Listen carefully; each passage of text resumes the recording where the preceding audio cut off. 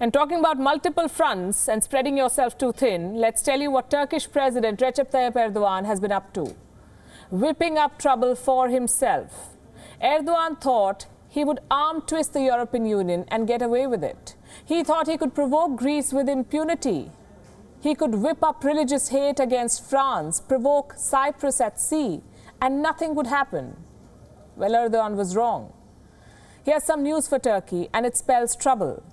The European Union is ready to slap sanctions on Turkey. The details of who and what will be sanctioned is not out, but here's what's being reported. Number one, Turkish individuals will be targeted. Number two, sanctions will also hit Turkish companies, those that are involved in gas exploration. Number three, Turkish research and drilling vehicles would not be spared either. They could be prohibited from entering EU ports. They may also be blocked from procuring replacement parts. Number four, banks financing Turkish drilling companies may be slapped with European Union sanctions, which means that banks will stop dealing with Turkish firms. And that is not all, by the way. There is more bad news. We saved the worst for the last. Reports say the European Union could formally end talks on Turkey's membership to the EU. It is the end of Turkey's Brussels dream. Turkey applied for it first in 1989, and for 30 years it has been dreaming the European Union dream. Well, now it may be over thanks to the president. What does Erdogan have to say about all of this? He responded with his trademark brazenness. Yani bu konuda Türkiye'ye yönelik Any sanctions decision that can be taken against Turkey will not concern Turkey much. Since 1963, the EU is officially constantly imposing sanctions on us anyway. The EU has never acted honestly. Bu yana Avrupa Birliği bize zaten sürekli yaptırım uyguluyor. He said this 2 days back. Sanctions will not concern Turkey much. This is what Erdogan says. Well, he's lying. Sanctions will hurt Turkey's business interests. The scale of the injury will be known as soon as the EU publishes a list of the sanctioned individuals and entities. The fear of secondary sanctions will also isolate Turkey from trade partners. Sanctioning Turkey was a matter of credibility for the European Union. They had to do it. As for Erdogan, his list of bad news is not yet over. He may claim to not care about EU sanctions, but here's something that will surely give him sleepless nights. American sanctions, well, they too are coming soon. The United States is planning to impose sanctions against Turkey. What for? For Ankara's acquisition of the Russian S-400 missile defense system. Reports claim the announcement could be made before the 12th of December. According to Reuters, the US sanctions could hit Turkey's presidency of defense industries. It could also target the institution's head, Ismail Demir. Turkey bought the S-400 system in the year 2019. Under CATSA, or the Countering America's Adversaries Through Sanctions Act, America can impose sanctions on countries that engage with the Russian defense industry or the intelligence sector. Well, Erdogan did not see this coming. Here's what he said on the 9th of December.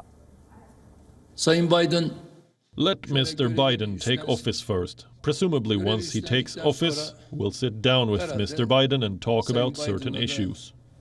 Oturup bazı şeyleri konuşacağız. It's a double whammy for Erdogan. Sanctions from America and Europe would hit Turkey's economy. The virus from China has already battered it. There is double-digit inflation. There is slowdown. Turkey's foreign reserves are drying up. And now the Turkish lira has weakened as much as 1.4% following the news of the sanctions. Who is to be blamed for all of this?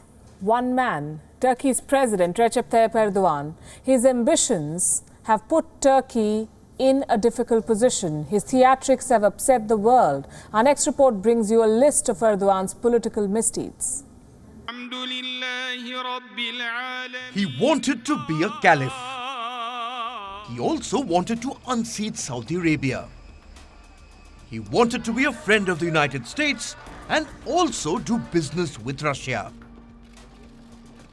He wanted to lead Turkey into the European Union, but not without provoking European nations. It's good to be ambitious, but unchecked ambition can be disastrous. Turkish President Recep Tayyip Erdogan is a living example. He has single-handedly managed to upset the whole world and lead Turkey into an uncertain and isolated future. Erdogan came to power in 2003 as Turkey's Prime Minister. And 17 years on, his list of misdeeds is only growing. We have unanimously observed that Turkey has continued with its provocations. The European Union is unhappy with Turkey. The bloc is pressing sanctions. Erdogan sent a gas exploration ship to waters claimed by Greece and Cyprus. He also took on France. Macron is a burden on France.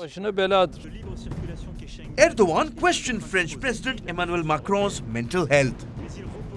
Why? Because France was cracking down on radical Islam. And Erdogan wants to lead the Muslim world. Here's how he's marching towards his goal. Erdogan is already on the wrong side of the OIC, or the Organization of Islamic Cooperation. In 2019, he joined then Malaysian Prime Minister Mahathir Mohamad for an Islamic conference. It was seen as an attempt by Turkey and Malaysia to form a parallel alliance. Iran too was part of the conference. But guess what? Erdogan managed to upset Tehran too. He recited a politically incorrect poem during his visit to Azerbaijan. Turkey's role in the Nagorno-Karabakh conflict has not gone down too well with Russia. Russia supported Armenia in the war. Turkey backed Azerbaijan. Russia managed to get Baku and Yerevan to sign a peace deal. And now Erdogan has landed in Baku to fan the flames again. My dear brother Ilham Aliyev had some advice for the French. What did he say? If they love Armenians so much, then they should give Marseille to the Armenians. Ermenileri bu kadar seviyorlarsa This hate-mongering is not getting Erdogan anywhere. They say your enemy's enemy is your friend. In Erdogan's case, Russia's enemy is slapping Turkey with sanctions. The United States is upset with Turkey over its purchase of the S-400 defense system. Erdogan has managed to burn bridges with India too, by calling Kashmir a quote-unquote burning issue.